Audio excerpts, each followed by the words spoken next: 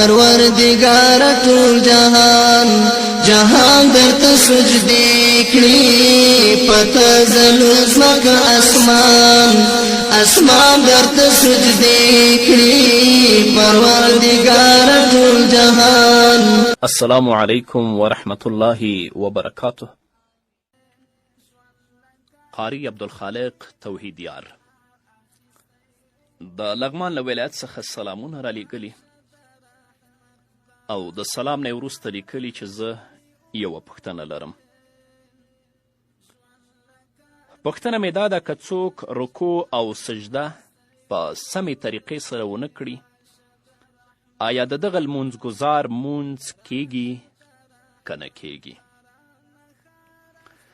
په دې کې شک نشته چې رکوع او سجده په لمانځه کې فرض دي. فرضیت د الله رب العزت په کلام سره او د نبی کریم صلی الله علیه وسلم په احادیثو سره ثابت دي. الله تعالی فرمایي یا ایها الذین آمنوا ارکعوا واسجدوا، ای مؤمنانو رکوع او سجده وکړئ. همدارنګه د ترمذي، ابن ماجه، نسائی او د ابو داود حدیث دی. راوی د حدیث حضرت ابي مسعود رضی الله تعالی عنه دی. هغه فرمایي قال رسول الله صلی الله علیه وسلم لا تجزئ الصلاة لا يقيم الرجل فيها صلبه في الركوع والسجود. ابي مسعود رضی الله تعالی عنه فرمایي چې نبی کریم صلی الله علیه وسلم فرمایلی نه صحیح کیږي مونځ د هغه کس چې په رکوع او سجده کې ملا نه نیغوي. موږ ډیری ورونه وینو چې کله رکوع ته ځي بس صرف لږ غوندې سر راښکته کړي بیرته پورته شي، یا چې کله سجدې ته لاړ شي چې بیرته سر راپورته کوي هغه مطمئنه سجده د نه کړې چې ښه اوار شي، بس سر د ځمکې نه لږ راپورته کړي او بیرته سجدې ته لاړ شي. اکثره ورونه او خویندې په دې مرض باندې اخته دي، دوی دې په دې باندې پوه شي چې د دوی مونځ نه کیږي. همدارنګه د رکوع نه چې تاسو پورته کیږئ بیرته دې ته قومه ویل کیږي، او د یوې سجدې نه چې پورته کیږئ چې بله کوئ دې ته جلسه ویل کیږي. دا په مانځه کې واجب دي.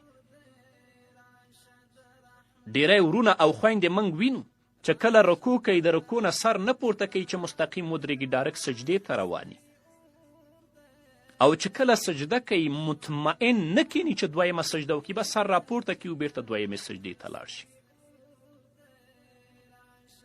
نو څوک چې په قصد سره دا واجب ترکوي هغه دې په دې باندې پوه شي چې د هغوی مونځ نه دی شوی، د همدغه مانځه اعاده په دې باندې بیرته لازمه ده.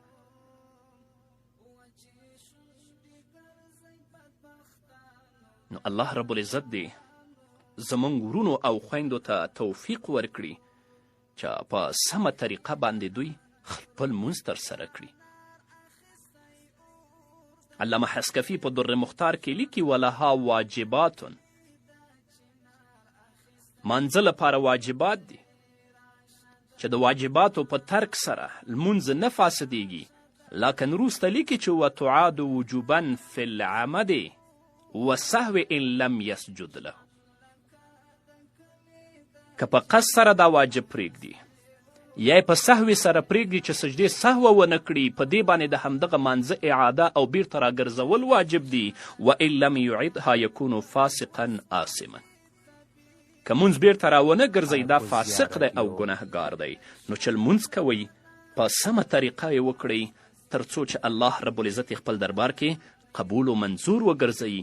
او بل بدترین غل نبی کریم صلی الله علیه وسلم د مانځه غل معرفي کړی. په غلا شرمیږو اما د مانځه نه چې غلا کوو په دې باندې بیا نه شرمیږو.